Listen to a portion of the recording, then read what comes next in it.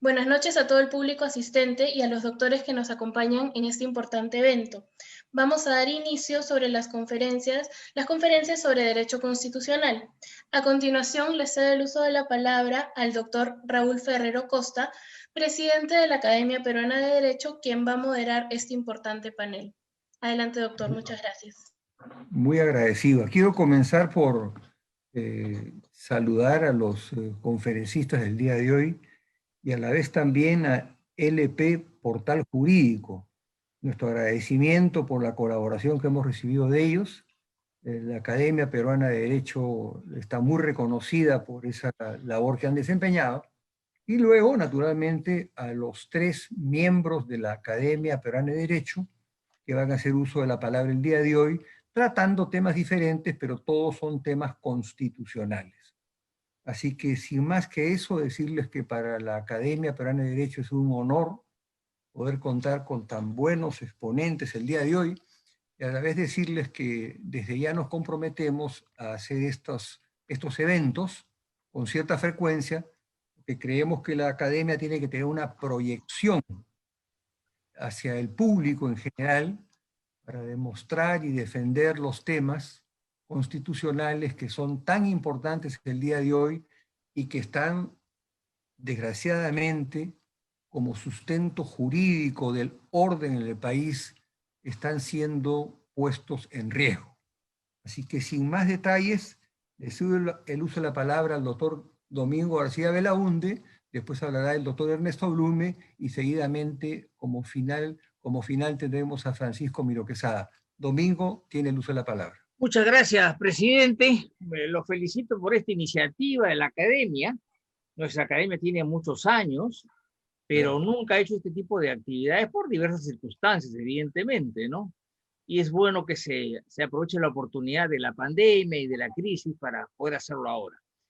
Yo voy a referirme por un asunto que es de plena actualidad, como es el asunto de la vacancia presidencial, ¿no? Que es una cosa tan complicada, en el cual el primer ministro ha tenido el mal gusto de decir hace un par de días que las Fuerzas Armadas no van a tolerar una vacancia presidencial.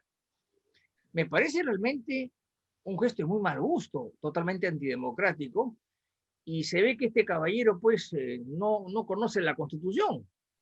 La vacancia dentro del constitucionalismo, si consideramos a este desde el siglo XVIII, ¿no es cierto? Porque constitucionalismo es muy antiguo, pero el moderno, el que nos interesa, nace en el siglo XVIII con la llamada Revolución Atlántica, o sea, Estados Unidos por un lado y Francia por otro, ¿no? Estados Unidos fue antes que Francia, eso está clarísimo. Pero en fin, la influencia fue mayor la francesa. Dicen las malas lenguas que por Napoleón, porque justificaba sus conquistas europeas sobre la base de los principios de la Revolución Francesa. Es una cosa muy graciosa. Y la vacancia siempre se ha considerado así. Y la vacancia nos viene a nosotros de los Estados Unidos, dentro de un proceso que tiene un nombre global, arcaico, que se llama impeachment, que se traduce como acusación, interpelación, remoción. Es una palabra que se usa, que es quizá incompleta, pero así se usa, ¿no? Y esto está previsto en la Constitución por varios motivos. En Estados Unidos, traición a la patria, cohecho, delitos graves, y después dice misdemeanors, que es una palabra arcaica también, que significa algo así como cosas leves, inconductas, cosas pequeñas o cosas muy de poca monta, ¿no? Y esto ha servido para hacer este impeachment o esta acusación contra casi todos los que han sido acusados, empezando por Johnson en el siglo XIX, que fue el heredero de Lincoln. Cuando murió Lincoln, él lo sucedió, y luego en el siglo XX Nixon, que tuvo que renunciar para que no lo vacasen, Bill Clinton, que ganó con las justas, y recientemente Trump, que perdió, o mejor dicho, no fue vacado por 4 votos en el Senado, o 5 votos, ¿no? Pero eso existe, y eso está de acuerdo a lo que dicen los divulgadores de la Constitución americana y los constituyentes. La gran parte de la opinión de ellos está en un libro que se llama El Federalista, que eran los diarios que ellos publicaban en Nueva York, y que en inglés se llaman The Federalist Papers. Papers es periódicos, revistas, ¿no? Y ahí está claro de que son las conductas las que se vigilan, ¿no? Un caso patético, por ejemplo, en América fue un presidente, Arosemena, hará 40 años, que era un hombre impecable, pero que llegaba borracho de todas partes, era pues etílico totalmente. Hasta que un buen día llegó a una recepción que daban una embajada dando tumbos y se cayó encima, entonces ya la gente se preocupó y al día siguiente lo vacaron, ¿no? ¿Y cuál era, digamos, lo que servía? La conducta, nada más, no hay más, no hay más que eso.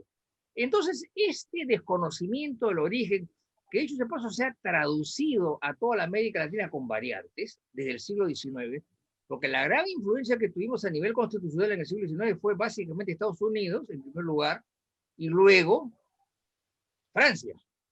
Hay dos herencias fundamentales de Estados Unidos que nos han llegado. Número uno, el presidencialismo, que lo tenemos con matices, pero el presidencialismo es una invención americana. Y dos, el federalismo. Los más grandes países de América Latina son federalistas. Y hasta el siglo XIX lo fue Colombia, hasta 1886. Y en el Perú, todo el siglo XIX se discutió el federalismo. Hasta el proyecto de Piérola, de 1895, habla de federalismo. Y después la gente se olvidó, evidentemente, ¿no? Se han buscado sucedáneos.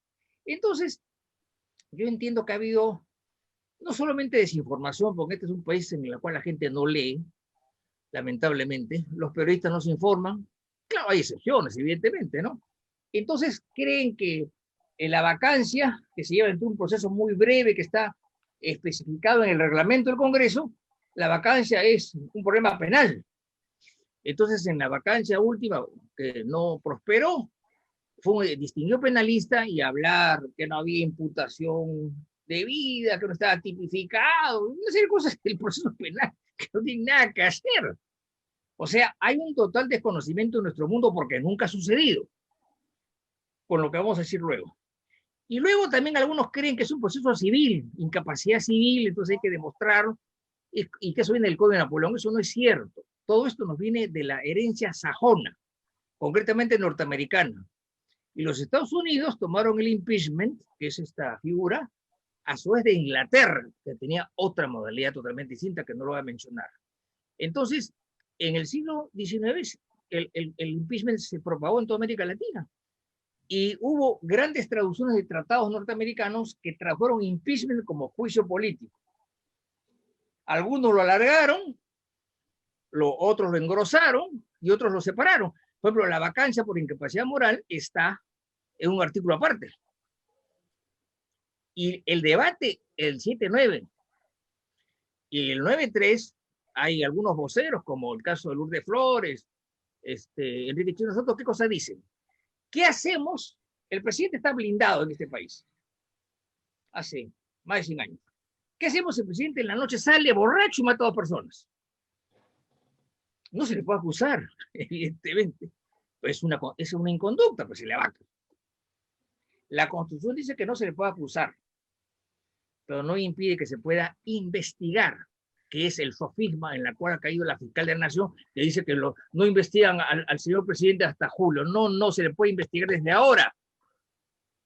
Entonces, es un arma que tiene su historia, que puede ser subjetiva, pero por supuesto, que puede ser arbitraria, claro que sí. Básicamente es discrecional. Ahora, ¿cuándo ha habido vacancia en el Perú? Casi nunca. Veamos los casos. Ribagüero, 1823. ¿Qué pasaba con Ribagüero? Ribagüero no aceptó la avenida de Bolívar, era un militar mediocre, ¿no es cierto? Tenía otros títulos, pero lo hicieron mariscal de frente, no pasó por la escuela. Y el Congreso se dio cuenta que no daba y lo sacaron. Pero no había la vacancia estatuida en esa época. Entonces el Congreso lo destituye con este nombre. Se le exonera del mando, elegantemente para sacarlo. Ribagüero, 1823. Después Ribagüero se volvió un enemigo del Perú, hasta que fue reivindicado posteriormente, ¿no? Fue una vía complicada de explicable en esa época, ¿no? Después el otro caso es Billinghurst, el año 14. El Congreso quiso vacar a Billinghurst. Billinghurst se le quiso adelantar, y la solución ¿cuál fue? Llamar al coronel Óscar R. Benavides, en esa época coronel, para que hizo un golpe de Estado y se instaló. Punto. Y el otro es el de Fujimori, que fue hecho, en mi opinión, con mala leche. Fujimori se va del país, eso ya lo sabemos, y renuncia por fax, lo cual es realmente inusual. Y renuncia. Entonces llega esto al Congreso y no aceptan la renuncia, la ponen de lado y lo vacan. Por mayoría simple, en un solo día, sin defensa, sin cargos, sin abogados. Y se acabó. Y lo inhabilitaron adicionalmente, porque el juicio político, como se traduce esto en el ámbito de la América Latina, implica la destitución y eventualmente la inhabilitación por 10 años. Entonces, ¿qué es lo que pasó? El Tribunal Constitucional, en una sentencia del 2003, analizó la vacancia, no dijo nada sobre ella, por lo cual si ahora dice algo sería una barbaridad, porque es un problema político no justiciable. Y eso está clarísimo en la jurisprudencia norteamericana, aunque han habido algunos intentos, que no los voy a mencionar. ¿Qué dijo el Tribunal Constitucional en el año 2003? No se puede vacar alegremente una persona, ¿sí? Pues. Entonces estableció, exhortó al Congreso para que pusiese ciertos cartabones y sobre todo que fuese por 2/3. O sea, 87 votos de 130, que es bastante, ¿no? Y el Congreso lo aceptó y lo puso en su reglamento. Entonces, para vacar a una persona necesita 87 votos, es mucho. Es mucho. Entonces, ahí quedó la historia. Luego vino la vacancia para Kuczynski, no se llevó a cabo. Luego vino el escándalo de los videos, de los mamani videos así llamados, ¿no? Y él se vio acorralado y dijo, me voy, y se renunció. O sea, la segunda vacancia no se llegó a dar. Y luego viene la reciente del 18 de septiembre del señor Vizcarra, que tampoco alcanza los votos.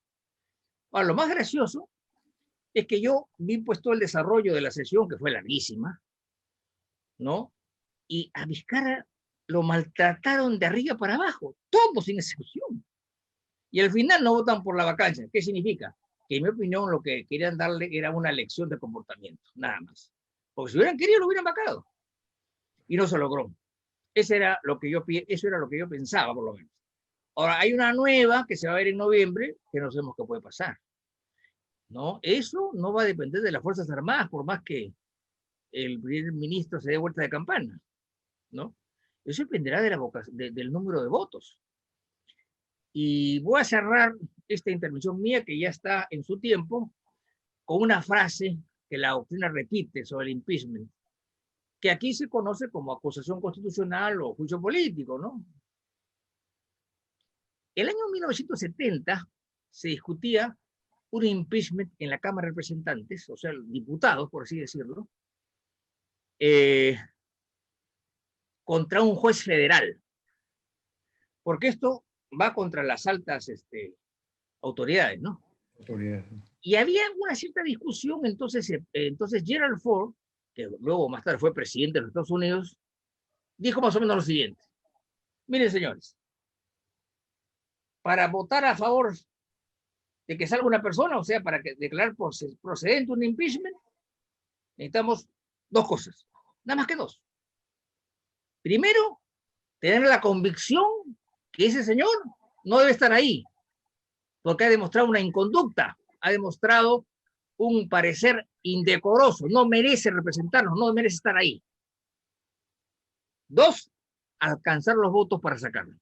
No hay más.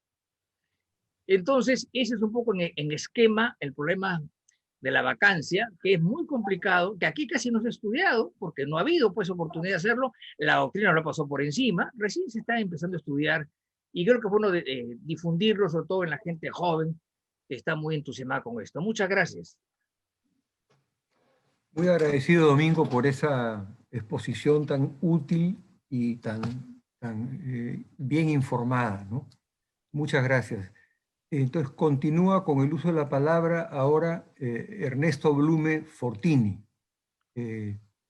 Tienes la palabra, mi querido Ernesto. Perfecto, muchas gracias. Buenas noches con todos. En primer lugar, un agradecimiento muy especial a la Academia Peruana de Derecho, en la persona de su presidente, el doctor Raúl Ferrero Costa, y además una expresión de complacencia por compartir esta jornada académica con tan ilustres constitucionalistas y expertos como son el doctor Domingo García Belaúnde y el doctor Francisco Miro Quesada Rada, ambos directos amigos, además.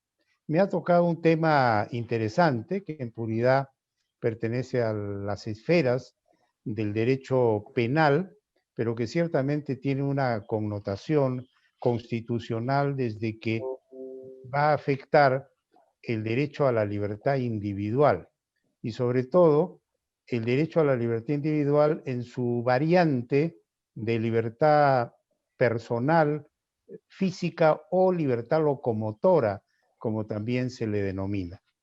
Y va a afectar ese derecho a través de un procedimiento especial que permite o habilita la obtención sin que se haya producido la denuncia, el procesamiento propiamente dicho, la sentencia, las impugnaciones respectivas y la sentencia final, una condena privativa de la libertad. Esto en un primer análisis pareciera pues un contrasentido, porque ¿cómo afectar la libertad cuando la persona está premunida de una serie de derechos y garantías, entre ellas la presunción de inocencia? Yo quiero esbozar a la luz del derecho penal una suerte de concepto de prisión preventiva. Para estos efectos he recurrido al profesor Arsenio Oré Guardia, connotado penalista y constitucionalista peruano, quien sostiene respecto a lo que significa la prisión preventiva, que es una medida de coerción privativa de la libertad locomotora de una persona que está investigada con el propósito de conjurar un peligro de que el proceso no culmine con una sentencia por una conducta del imputado que se considera peligrosa, concretamente porque rehúye a la justicia o perturba la actividad probatoria. Y en tal sentido, en el ámbito penal, en la línea del mismo doctor Oreguardia, si la finalidad del proceso es establecer la verdad o falsedad de una hipótesis criminal, debemos estar interesados de que el resultado de esta investigación arribe a una sentencia justa y legal. Es decir, se trata de una medida cautelar que priva de la libertad a pesar que no hay denuncia, no hay proceso propiamente dicho y menos sentencia, y menos aún sentencia firme. Eso por un lado, pero por otro lado quería señalar que el Perú vive una situación complicada desde la segunda década, o desde la última década del siglo pasado, de la década del 90, por los grandes escándalos de corrupción que se produjeron. Recordaremos los famosos Vladivideos, lo que la población vio en la salita del CIN cuando se compraba voluntades, políticos, jefes militares, dueños de medios de comunicación, lo cual fue algo inédito hasta ese momento, porque nunca se había visto la corrupción en forma tan descarnada. Y a esto se suma lo que ha venido después, ya en este siglo, los escándalos que todos conocemos, el caso Odebrecht y otros más. Entonces, esta situación de ver la corrupción tan descarnada, desde mi punto de vista, ha producido un fenómeno en varias direcciones, que a la larga explica esta situación del uso excesivo de la prisión preventiva. En primer lugar, ha surgido en el colectivo, en toda la población, una suerte de hipersensibilidad frente al tema de la corrupción. Producto evidentemente de lo que se ve y obviamente una reacción humana, natural, de indignarse frente a esa situación. Por otro lado, un celo especial de los medios de comunicación y sobre todo de la prensa de investigación en poner énfasis en esos casos, en hacerle seguimiento y en perseguir la denuncia. De otro lado, una sobreregulación, o diría yo hiperregulación, es decir, se han criminalizado una serie de conductas en la idea de que aumentando las penas, las figuras ilícitas, penales, se va a frenar este fenómeno. Entonces hay una sobreregulación en esta materia. Y de otro lado hay una actitud muy severa, por llamarla de alguna manera, muy dura, de muchos fiscales y jueces que en su afán de perseguir el delito, pues no meditan lo suficiente sobre el equilibrio que debe haber entre la efectividad del movimiento del Ministerio Público y de la actuación de los órganos jurisdiccionales y el garantismo del que debe estar impregnada en el Estado constitucional toda conducta que tienda a detectar, procesar y sancionar a quienes cometen actos delictivos. Entonces hay una suerte de situación de sospecha colectiva.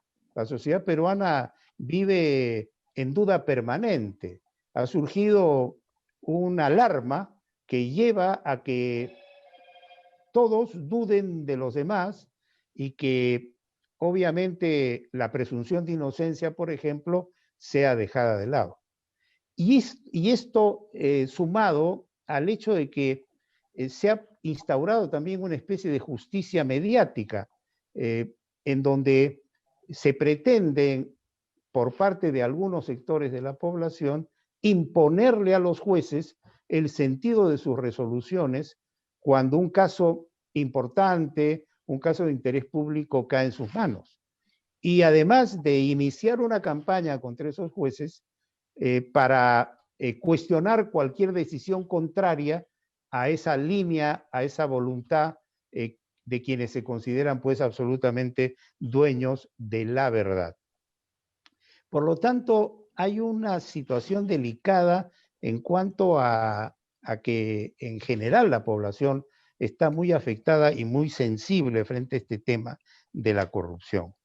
Y este tema, obviamente, que podríamos denominar caracterizado por una hipersensibilidad frente al fenómeno, actitud proactiva de la prensa y desborde regulatorio o sobreregulación, se ha formulado sin tener en cuenta los principios, los valores y los postulados constitucionales, sin tener en cuenta el marco constitucional y el espíritu y la racionalidad del legislador constituyente. Y esto ha ido poco a poco originando una serie de situaciones que a la larga se traducen en denuncias que tienen un impacto social, en detenciones y muchas veces en correcciones de esas detenciones por las instancias superiores de los órganos encargados de la administración de la justicia penal y eventualmente también en procesos de habeas corpus que han llegado al Tribunal Constitucional y que han merecido pronunciamiento del Tribunal Constitucional.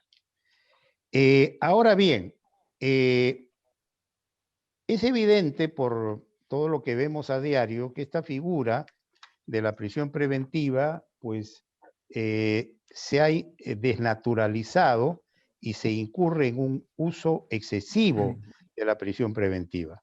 Y esto no lo digo yo, esto lo dice el Sistema Interamericano de Derechos Humanos y lo dice el propio Tribunal Constitucional, que ha sido enfático al señalar en una de sus sentencias dictadas hace poco tiempo, que el derecho a la libertad individual es un derecho fundamental que pertenece al núcleo del Estado constitucional y un derecho continente que solamente puede ser afectado en forma excepcional como última ratio cuando no hay otra posibilidad de garantizar la presencia y garantía valga la redundancia, del procesado en su rol dentro del proceso penal para coadyuvar al descubrimiento de la verdad.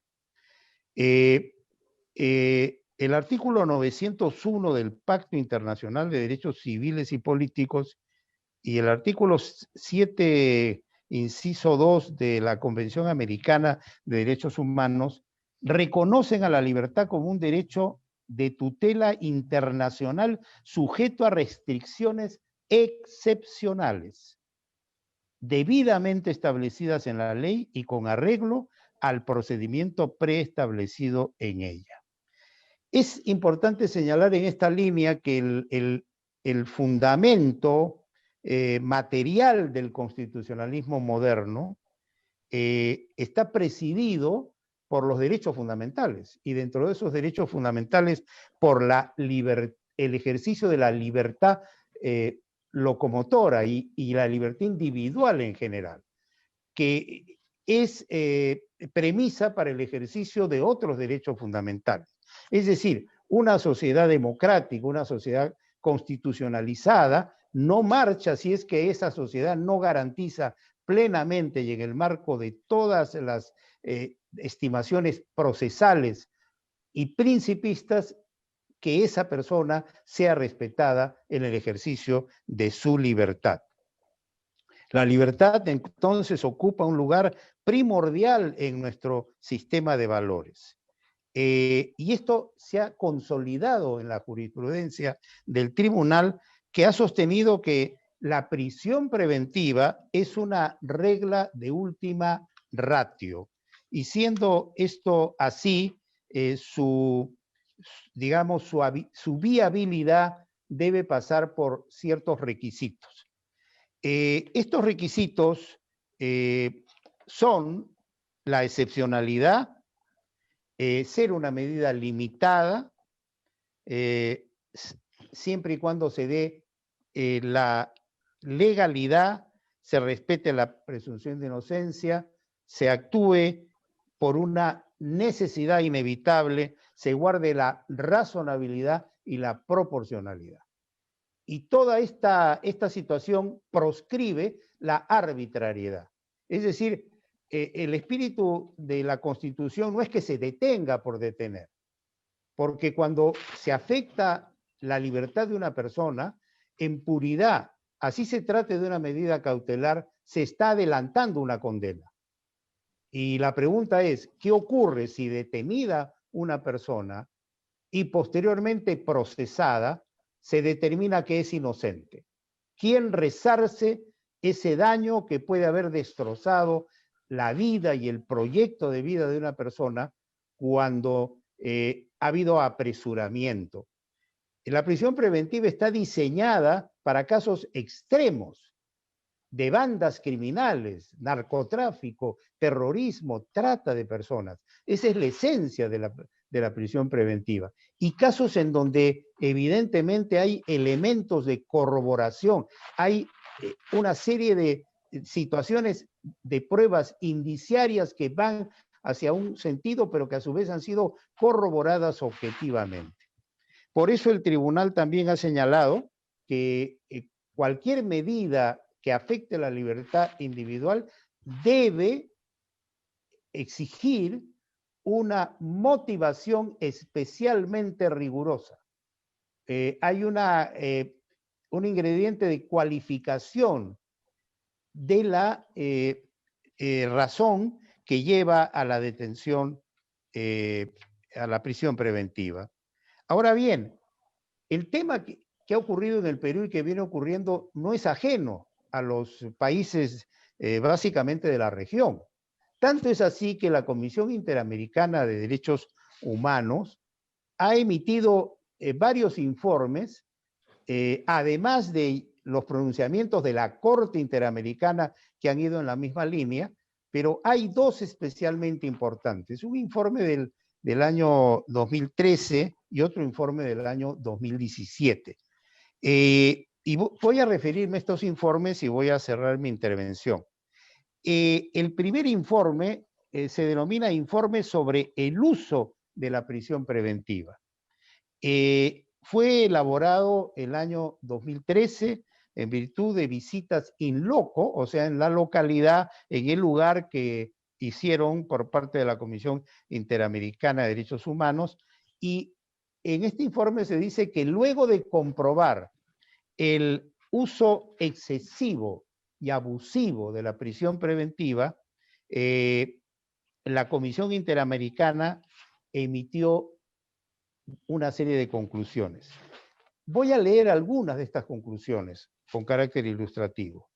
Una de ellas dice lo siguiente: el uso no excepcional de la prisión preventiva es uno de los problemas más graves y extendidos que enfrentan los Estados miembros de la OEA en cuanto al respeto y garantía de los derechos de las personas privadas de libertad.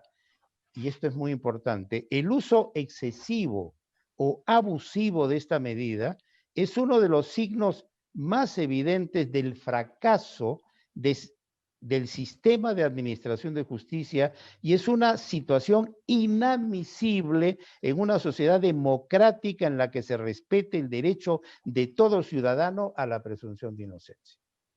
Yo creo que esa es una conclusión categórica que me releva de mayores comentarios.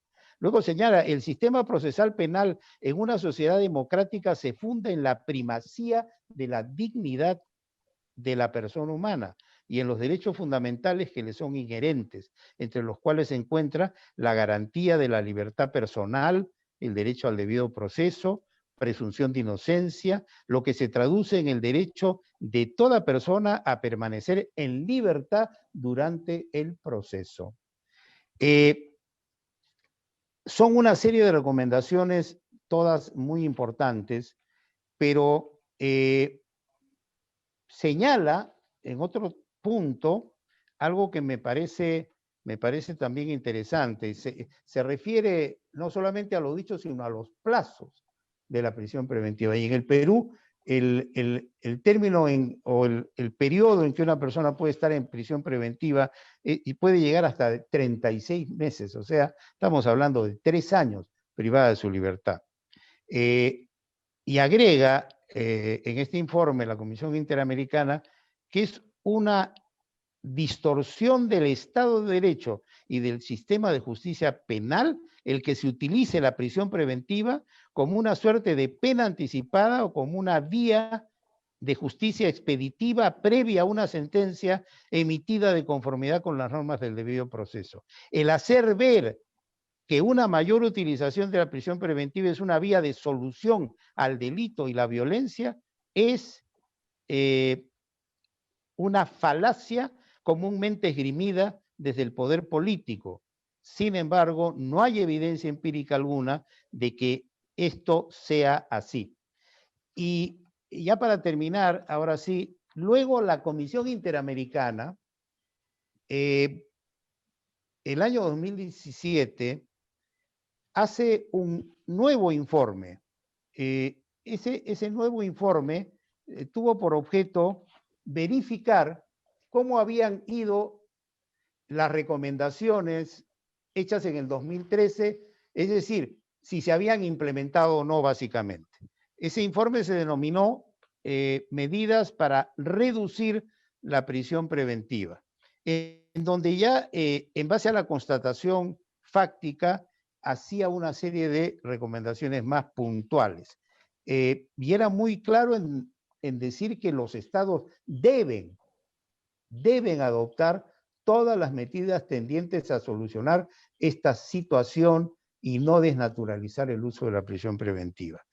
Mi impresión es que lamentablemente estas recomendaciones de la Convención Americana de Derechos Humanos y además ya la línea fijada anteriormente por la Corte Interamericana y por el propio Tribunal Constitucional no se vienen cumpliendo en nuestro país y eso es sumamente grave porque estamos consintiendo en situaciones en las que con mucha ligereza se afecta la libertad individual cuando no se dan los requisitos exigidos y que he mencionado en esta intervención.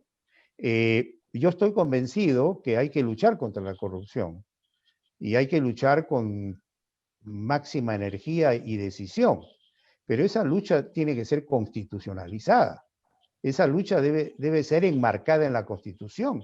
Y la prisión preventiva tiene que aplicarse respetando los principios, los valores y las reglas constitucionales y la jurisprudencia, tanto del sistema interamericano como del Tribunal Constitucional del Perú. Y tienen que entender, tanto los señores fiscales como los jueces, que no son ajenos a esa normativa y a ese marco. Al contrario, deben garantizar el mismo. Y que, como lo mencioné en algún momento hace unos minutos, está bien la eficiencia, pero sin sacrificar el garantismo, sin sacrificar derechos. El fin no puede justificar los medios. Tiene que ser la justicia, como toda justicia, ciega, en el sentido de que no debe dejarse influenciar por unos ni por otros, para no perder objetividad. Tiene que ser una justicia realmente basada en situaciones comprobadas y que no sea ligera en la afectación de la libertad individual. Se hace un grave daño a la República cuando esto no se respeta, porque hay una distorsión. Y con esto termino ahora sí. No es justo que a una persona, cualquiera que ésta sea, se le tenga por condenada sin existir una condena. Y cuando la Constitución ordena presumir inocencia a todos. Porque el derecho a la presunción de inocencia, si bien es un derecho de cada uno de nosotros, implica un deber constitucional. Porque el artículo 24, el artículo 2, inciso 24, en uno de sus acápites, dice: toda persona es considerada inocente, mientras no se pruebe judicialmente su responsabilidad. Es decir, hay un mandato que no puede ser dejado de lado, sobre todo por quienes ejercen función pública, quienes obviamente tienen un deber inexcusable de acatar la Constitución. Entonces uno se pregunta, ¿cómo frente a una Constitución que le ordena a una autoridad presuma inocencia, esa autoridad pasa por alto esa obligación constitucional y por el contrario contribuye a sembrar un criterio de presunción de culpabilidad? Eso es todo. Muchas gracias. Muchas gracias. Entonces tiene el uso de la palabra el doctor Francisco Miro Quesada Rada.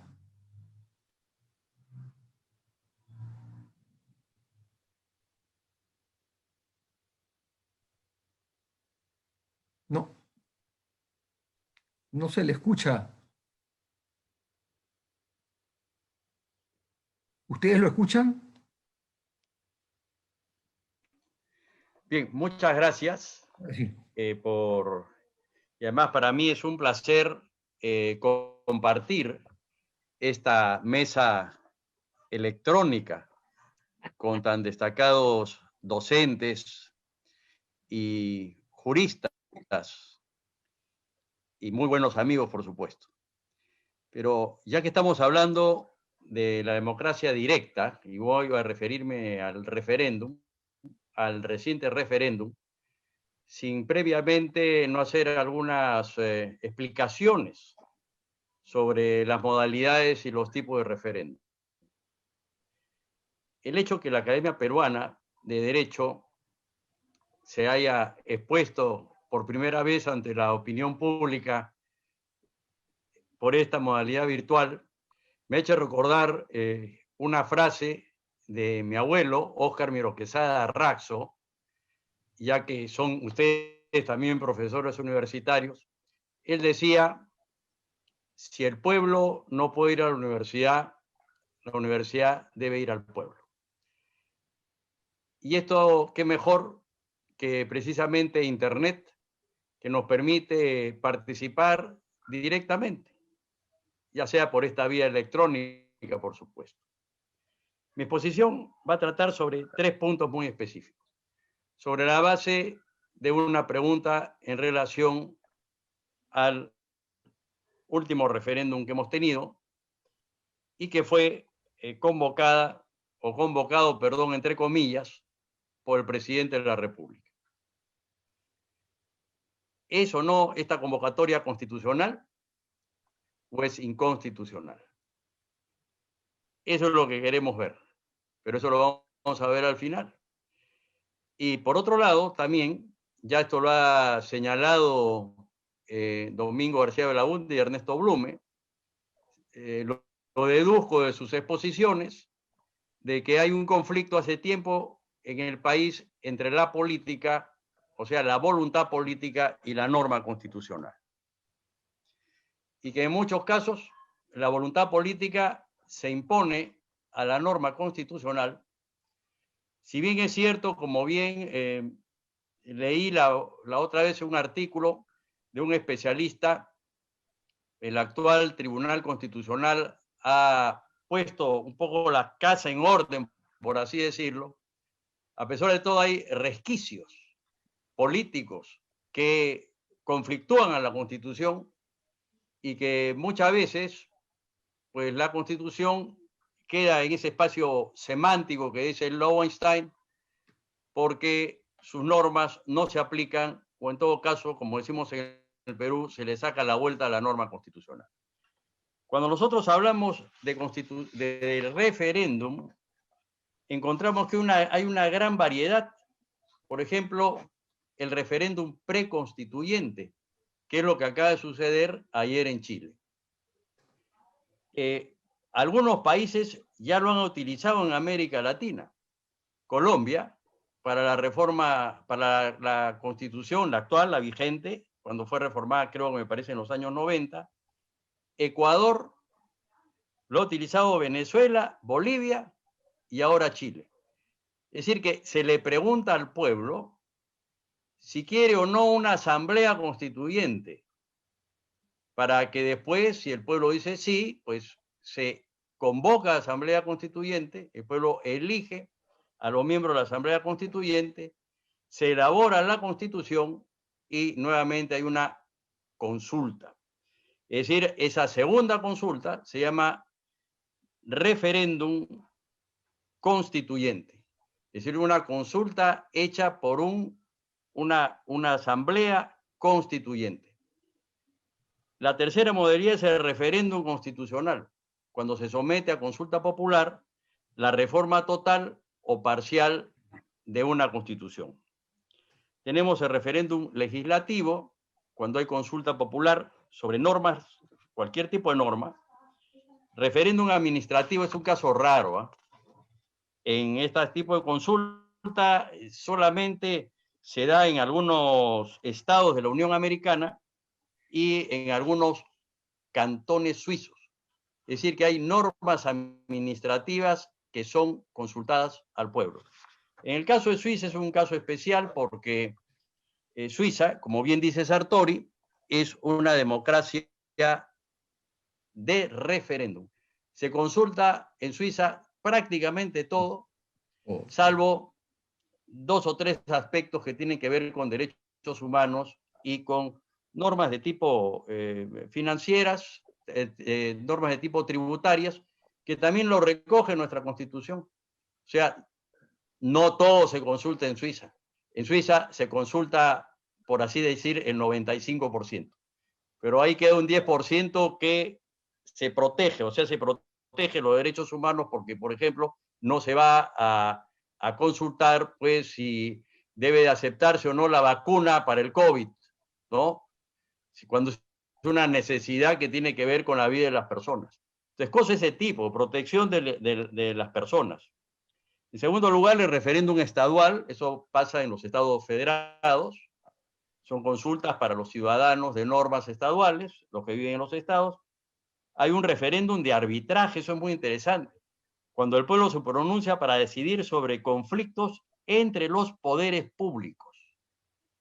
Este es un caso que no se conoce, esto es teórico, ¿no? Claro, en Inglaterra, cuando hay conflictos, el Congreso se convoca a elecciones, se cierra el Congreso y se convoca a elecciones, pero eso ya no es un referéndum. En todo caso, es un tema que está ahí en el marco teórico. Después hay referéndum sobre tratados internacionales, cuando algunas constituciones o en ellas se establece que los tratados internacionales pueden ser sometidos a consulta popular. Y en América Latina hay dos casos: Panamá, por el Canal de Panamá, y Ecuador. También la Constitución ecuatoriana reconoce eso de los tratados internacionales. El referéndum nacional, cuando se consulta una norma, cualquier ley a nivel nacional. El cantonal, ahí donde hay cantones. El referéndum local, que es de tipo municipal. Y el referéndum regional en las regiones. Hay referéndum de soberanía. Esto es muy interesante. Cuando la consulta versa sobre la independencia de un pueblo respecto del país al que pertenece. Tal fue el caso, por ejemplo, de la antigua Unión Soviética. Y es una situación latente en España, por ejemplo, ¿no? Que está ahí con el tema de Cataluña, que lo han querido someter a referéndum en el contexto de los catalanes. Pero bueno, un referéndum tiene que ser universal, deberían de participar, por lo menos a mi criterio, todos los españoles. De todos estos tipos de referéndum, hay otros más. El Perú tiene lo siguiente: el constitucional, el legal, el municipal y el regional. Y hay otras normas, como en la Constitución, que se refieren también o hablan de referéndum. Por ejemplo, cuando se llama un referéndum de tipo regional, es decir, cuando, por ejemplo, una provincia o un distrito quiere pasar a una u a otra región, entonces se convoca a los miembros de ese distrito o de esa provincia para ver si están de acuerdo o no de cambiar de una región a otra región. Bueno, estos son los casos específicos que tenemos en el Perú. Ahora, desde el punto de vista de la ley, y obviamente también de la Constitución, me refiero a la ley 26.300, el referéndum nace de una iniciativa popular. En el Perú no hay referéndum autoritativo. El presidente de la República no tiene esa capacidad, como sí lo tiene, por ejemplo, el presidente francés, como sí lo tiene el presidente ecuatoriano, para hacer un poco de análisis comparativo, que la Constitución le faculta al presidente para casos específicos convocar a referéndum. Entonces, el referéndum nace de una iniciativa popular. Y para ello, dice la ley, se necesita reunir el 10% de firmas debidamente comprobadas ante el Jurado Nacional de Elecciones. Ese tipo de referéndum no ha habido en el Perú. Y es muy interesante. Si nosotros hacemos un análisis comparativo entre el uso del referéndum y el uso de la revocatoria se utiliza mucho más. Lo que muchos llaman a esto referéndum revocatorio. Hemos tenido 8 procesos revocatorios que nacen de la iniciativa popular, a eso me estoy refiriendo, ¿no? Y ningún referéndum que nace de la iniciativa popular. Por lo general, nace de la autoridad. Ahora, hablando de autoridad, hay que diferenciar también los referéndums que se dan, y se ha mencionado acá, del marco democrático, en el marco de un sistema democrático, y aquellas consultas populares que se dan en el marco de unas dictaduras. Y acá, para no entrar en mucho debate, así como las dictaduras utilizan los parlamentos y los ponen a su servicio, también utilizan los referéndums y los ponen a su servicio. Hizo eso, por ejemplo, para dar solamente un ejemplo, Napoleón III, ¿no? Para no mencionar, pues, a Leguía, pero en fin, está acá. Entonces, en el Perú, prácticamente todos los referéndums emanan de la autoridad. En primer lugar, los llamados referéndums dictatoriales. Leguía, Benavides, Morales Bermúdez, Alberto Fujimori. El de Morales Bermúdez muy poco lo saben. Convocó al pueblo de Loreto en general, En esa época el departamento de Loreto incluye Ucayali, para ver si esta parte del departamento de Ucayali se independizaba o se convertía en un nuevo departamento. Y el pueblo votó que sí. O sea, los ciudadanos, los que viven en Ucayali, votaron para convertirse en un nuevo departamento. Eso no se sabe mucho, pero está ahí. Entonces, en el caso de Morales Merlo, después el pueblo de Ucayali decidió convertirse en departamento. Y finalmente tenemos este famoso referéndum constitucional de esta constitución que rige ya 35 años, que ha sido modificada en algunos aspectos, pero también con mucho debate, si es que nosotros leemos algunos informes de la naturaleza totalmente democrática del referéndum que convocó Fujimori, que no lo fue.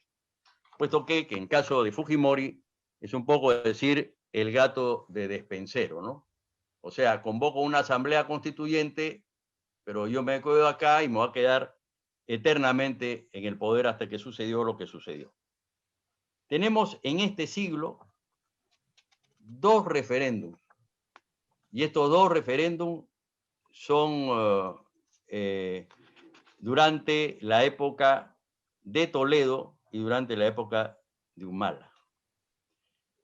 El primero ya lo mencioné, que es este referéndum de tipo regional, y el otro está relacionado con los fondos del FONAVI, Fondo Nacional de Vivienda, ¿no?, que se produjeron en el marco de un sistema democrático. En este último caso, se hizo porque el Tribunal Constitucional ordenó, no porque hubieran firmas. En consecuencia, no hay un caso en donde ni siquiera para una consulta vecinal, de que los ciudadanos soliciten que una norma, por ejemplo, vecinal o regional, sea sometida a consulta popular. En consecuencia, esta tendencia ha continuado. Por ejemplo, el presidente Vizcarra, en el mensaje a la nación, el primero que da al país cuando reemplaza a Kuczynski, convoca un referéndum. Y yo estoy poniendo la palabra convocatoria entre comillas, con la finalidad de que el pueblo se pronuncie sobre una reforma constitucional.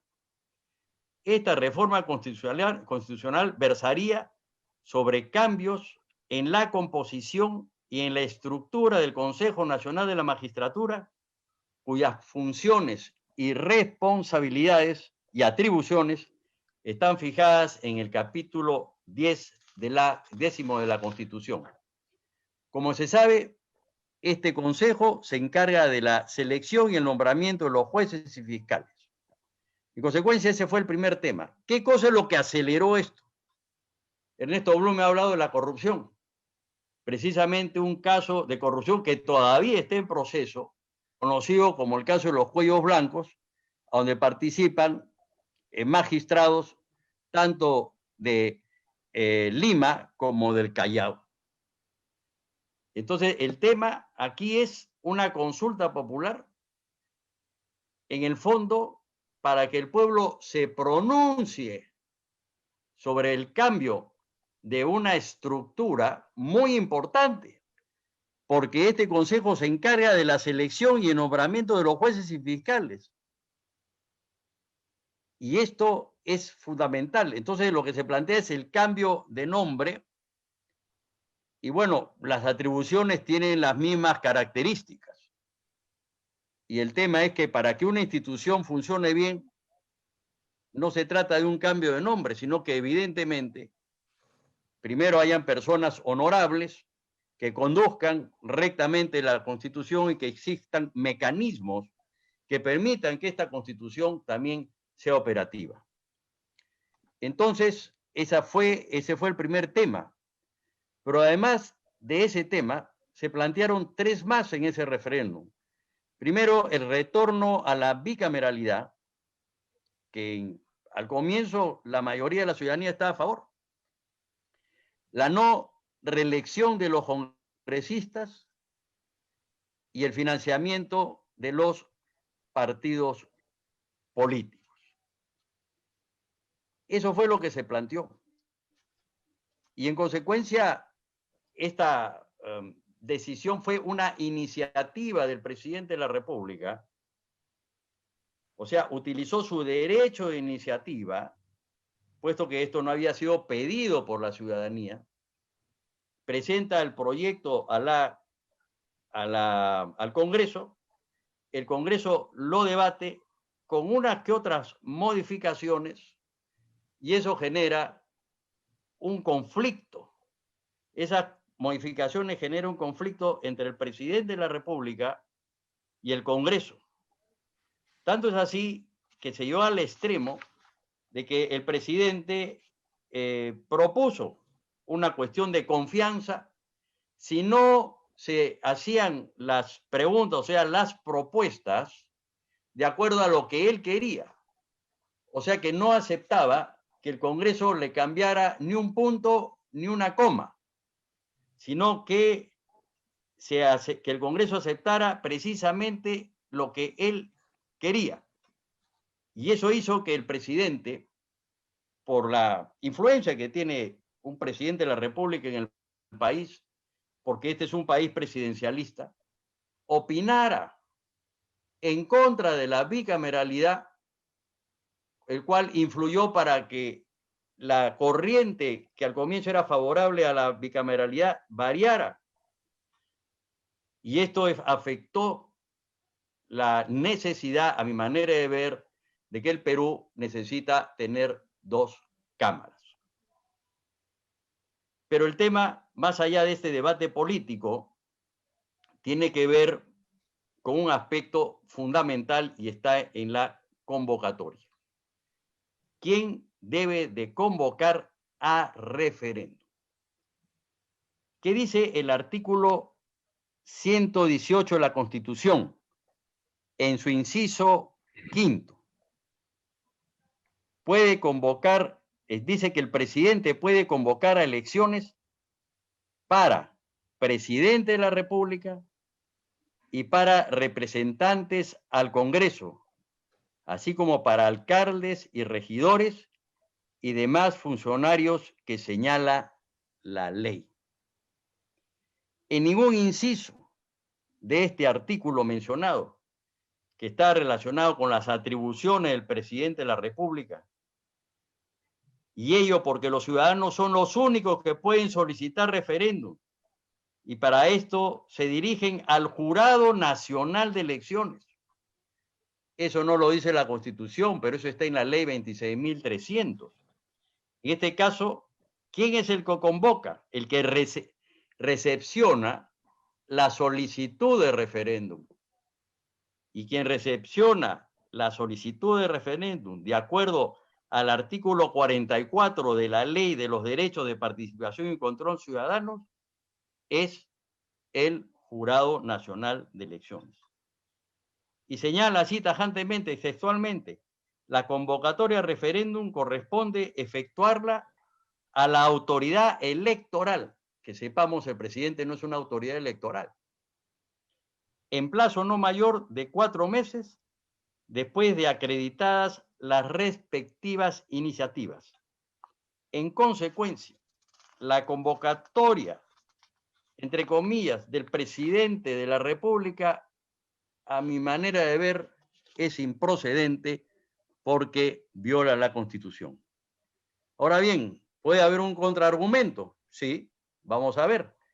Contra esto se podría argumentar que la consulta es el producto de una reforma constitucional que al ser aprobada por mayoría absoluta del número legal de los congresistas, no ha nacido de la iniciativa ciudadana, sino de la voluntad del legislador. Y en la iniciativa de referéndum, o sea, porque el legislador lo quiso y porque el presidente lo presentó, no sería necesaria la convocatoria del órgano electoral correspondiente, lo que abriría un espacio para el que el presidente convoque. Bueno, esto no es así. Lo que pasa es que este argumento no cambia la esencia y el contenido del artículo 44 de la Ley de Participación y Control Ciudadanos, in genere, sin límite alguno, que precisa que la convocatoria corresponde al órgano electoral correspondiente, además, porque el inciso 5 del artículo 118 no otorga dicha facultad al presidente. ¿Qué debió haber hecho el Congreso? Una vez aprobado las preguntas para el referéndum, el Congreso debió haber enviado al Jurado Nacional de Elecciones este proyecto de preguntas. Y no lo hace. Lo envía al presidente de la República y el presidente de la República convoca a referéndum. ¿Qué significa esto? En el fondo, que no se ha cumplido con el procedimiento que establece la ley 26.300 y tampoco se ha cumplido con lo que en realidad la Constitución ni siquiera prevé. Ni siquiera prevé, porque no menciona que el presidente debe convocar a una consulta popular. Se produce, pues, a mi entender, un conflicto entre la voluntad política, la norma constitucional y la ley 26.300. ¿Qué cosa es lo que finalmente queda de esto? A mi manera de ver, dos cosas. Primero, lo digo con todo respeto, por supuesto, el Jurado Nacional de Elecciones no hizo valer sus fueros. ¿Por qué ha debido decirle a la opinión pública, a nosotros nos compete convocar a referéndum? Es decir, se prendió el chip presidencialista, para hablar en términos ya más modernos, ¿no? Si el presidente convoca, es una decisión del presidente. Y no se cumplen los procedimientos estipulados. ¿Por qué esto no ha sido cuestionado? ¿Por qué hemos aceptado que el presidente de la República convoque? Ni siquiera ha habido una denuncia o una demanda al respecto. Por ahí uno que otro académico ha hecho ver esto. La pregunta es la siguiente. Si nosotros, por ejemplo, quiero hacer, para concluir, una comparación, hablando de esto del chip presidencial, es nuestra cultura caudillista. Si en los partidos políticos debe haber democracia interna, que los ciudadanos voten, ¿por qué no hacemos valer ese criterio? Hay partidos políticos que nombran a dedo a sus presidentes de la República, a sus candidatos a la presidencia de la República. Así aparecen de repente, fulano es tal, candidato a la presidencia de la República, y salen los medios de comunicación. ¿Cuál es el mecanismo legal? ¿Cuál es el mecanismo democrático? Lo mismo pasa en este caso. Es decir, que la voluntad política, nuevamente, o una vez más en la historia del Perú, se impuso en este caso al mandato constitucional y al mandato legal. Muchas gracias, muy amables, y ha sido un placer compartir con ustedes este evento. Yo creo que tenemos todavía unos pocos minutos más que nos permitiría una segunda ronda, pero muchísimo más breve, ¿no? Muchísimo más breve. Sería útil para que el público conociese algún agregado que tengan ustedes con relación al tema que han tratado. Así que tiene el uso de la palabra el doctor Domingo García Belaúnde por 3 o 4 minutos. Los demás van a tener la misma cantidad de tiempo. Y naturalmente quisiéramos darles más tiempo, pero eso lo veremos ya en una próxima oportunidad. Tiene el uso de la palabra. Muchas Domingo. gracias, Raúl, muchas gracias. En realidad yo hice una píldora recontra comprimida y no quisiera extenderme más sobre lo que ya he dicho, ¿no? Más bien quiero dejarle espacio a mis compañeros que tienen temas, digamos, que han dejado un poco suelto, por así decirlo, que lo pueden redondear en pocos minutos. Muchas gracias. Gracias, Domingo. Entonces tiene el uso de la palabra el doctor Ernesto Blume Fortini. Muchas gracias. Bueno, en realidad quizás sea conveniente agregar que un análisis comparativo con las legislaciones de otros países permite comprobar que el caso peruano en cuanto al tiempo de la prisión preventiva es el más draconiano. Hay un informe de la Comisión de Venecia, que es un organismo internacional que reúne a prácticamente representantes de todos los países del mundo sobre este tema de la prisión preventiva. Y los tiempos fluctúan entre, en algunas legislaciones, 15 días, un mes, 2 meses, hasta un año, pero ya llegar a los 3 años y con la posibilidad de que vencidos los 3 años se pida un plazo ampliatorio, es algo que en realidad yo no he encontrado como un elemento comparativo en otro país. O sea, somos los más draconianos en esto del plazo. Y creo, por lo tanto, que lo que se impone es una revisión de esta normativa a efectos de concordarla con la Constitución. Es decir, ir un poco en aras de constitucionalizar el proceso, revisando todo aquello que ha podido constituir un exceso para que no se vuelva a repetir. Ahora, hay otro elemento también que yo quería mencionar. Cuando el sistema es como el que nosotros tenemos, de prácticamente una justicia mediática y mostrar a la persona como delincuente sin que tenga una condena, ¿quién garantiza que esa persona, siendo inocente, va a ser absuelta? Porque en puridad ya hay como una línea trazada en cuanto a la responsabilidad. Y es muy difícil encontrar casos en los que se rectifican las autoridades.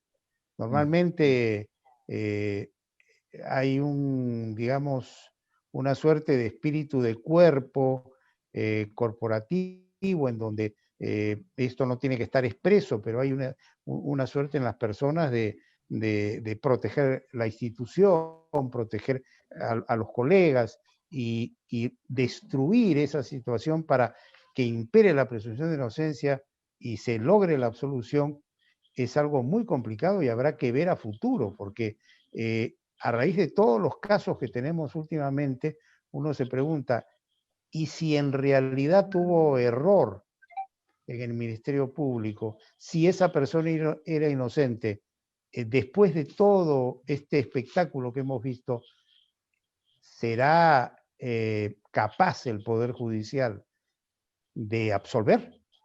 Es una buena pregunta. A mí me preocupa. No nos olvidemos que el Tribunal Constitucional nació para corregir los excesos del Poder Judicial. Esa es la verdad. Me remito al diario de debates de la Asamblea Constituyente y a lo que decía uno de los más connotados constitucionalistas, que fue don Javier Valle Riestra, que trataba de ese tema, que se puede decir que fue el que nos trajo el Tribunal de Garantías Constitucionales.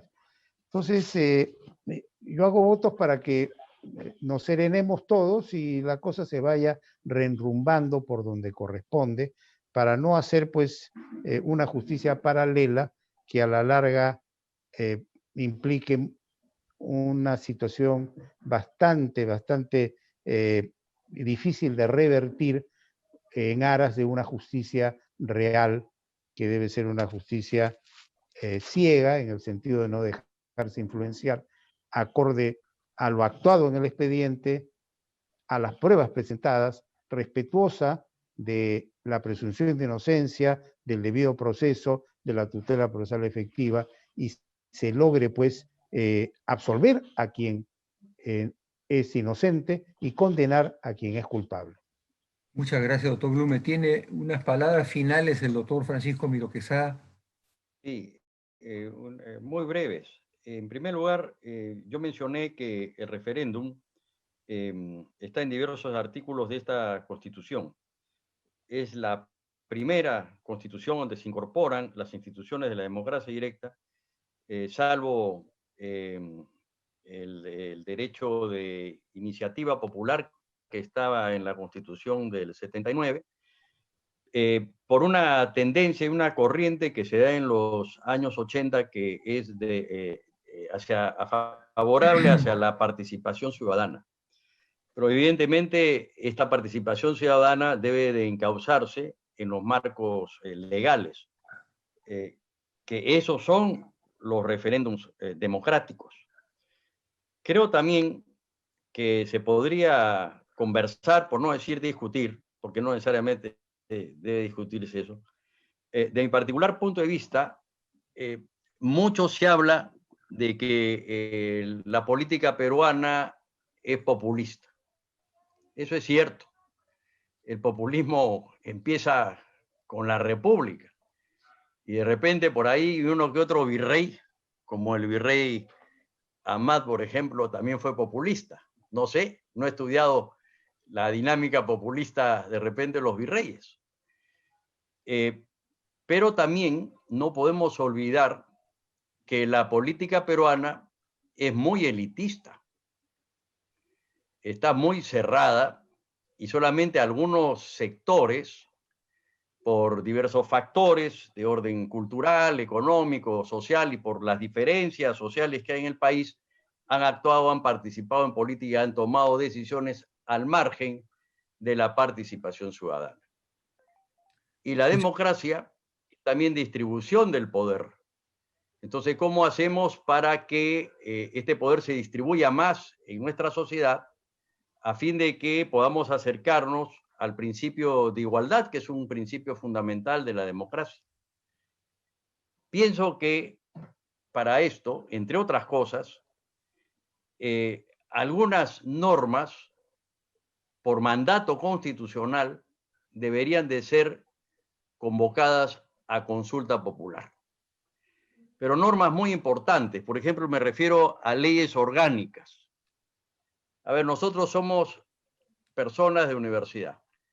Una ley universitaria que atañe, pues no solamente es una decisión del legislador, atañe a las universidades, a los estudiantes y a los padres de familia, atañe a toda la sociedad, afecta a todos. Entonces podríamos, sobre ciertas normas, pronunciarnos sobre la base de qué, de una cuestión previa que es la deliberación, es decir, el debate sobre puntos a favor y en contra para que después de esa deliberación pues se convoque a una consulta popular.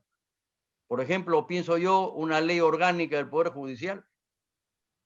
Es verdad, los abogados pues somos expertos, especialistas en diversos temas, pero el tema de la justicia es un tema ciudadano, puesto que la justicia, incluso de acuerdo a nuestra Constitución, nace del pueblo. En consecuencia, los temas de justicia también tienen que estar ahí. Puede ser, digamos, como posibilidades o ciertas normas de interés general. Habría que estudiar esto para que, si me permiten unos minutos, la experiencia que tuve yo como director del comercio realizando audiencias por todo el territorio nacional, me hizo notar claramente que la gente quiere participar. Y la prueba está que cuando se convoca este referéndum participa un altísimo porcentaje, porque la gente se siente excluida, siente que no tiene espacios de participación política. Y otra cosa muy importante que escuchaba, no nos escuchan. La gente quiere ser escuchada, el pueblo quiere ser escuchado. Y yo creo que hay que abrir esos espacios, porque a veces cuando hay, por así decir, secretismos políticos, la gente se siente traicionada, la gente se siente engañada por la falta de transparencia. Entonces creo que podría plantearse, ¿no?, debatirse este tema, si es que cierto tipo de normas que son muy importantes y de interés general deberían de ser sometidas a consulta popular. Muy Gracias. bien, muy agradecido. Les queremos a ustedes hacer un reconocimiento especial en esta nueva etapa que inicia la Academia Peruana de Derecho, en que vamos a tener estos eventos probablemente cada 15 días o de repente cada 2 semanas, o sea, cada 14 días, en que vamos a tener este contacto a través de los expertos con el público en general. Yo los felicito, han sido muy claros en sus exposiciones, y les digo que el siguiente tema va a ser un tema electoral, ¿no? De acá a 2 semanas, y lo vamos a hacer con periodicidad para que la Academia Peruana de Derecho tenga una proyección importante en el mundo del derecho, y sobre todo en el contacto con la gente en general en los temas que creemos que le interesan sobremanera, como han sido estos 3 temas que han sido expuestos con mucha claridad, cosa que la Academia les agradece mucho a ustedes 3. Muchas gracias.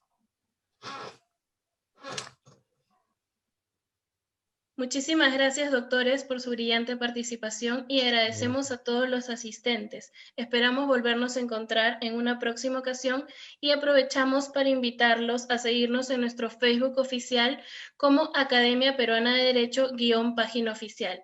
Muchísimas gracias a todos y muy buenas noches.